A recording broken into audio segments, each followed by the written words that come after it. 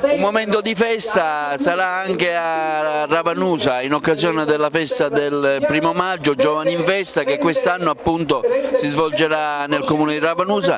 Ne parliamo con il sindaco che ci illustrerà un po' il programma di massima. Sì, quest'anno la Curia ha voluto onorare il mio paese per questa importante manifestazione.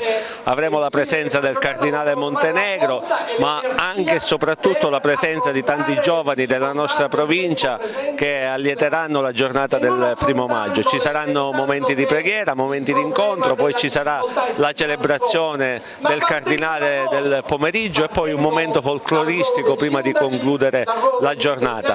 Quindi aspettiamo tanti giovani e sicuramente ci sarà una grande accoglienza anche da parte dei ravanusani. Un momento in cui il comune mette a moto anche la sua macchina organizzativa, che tipo di accoglienza offrirà? Sì, da un mese ormai che lavoriamo in sinergia con tutti gli organi della provincia, gli organi istituzionali, ma anche con le associazioni di volontariato sia della provincia che del nostro paese. Penso che ci sia una buona organizzazione e sicuramente ci sarà una grande riuscita di questo evento Giovani in Festa 2017.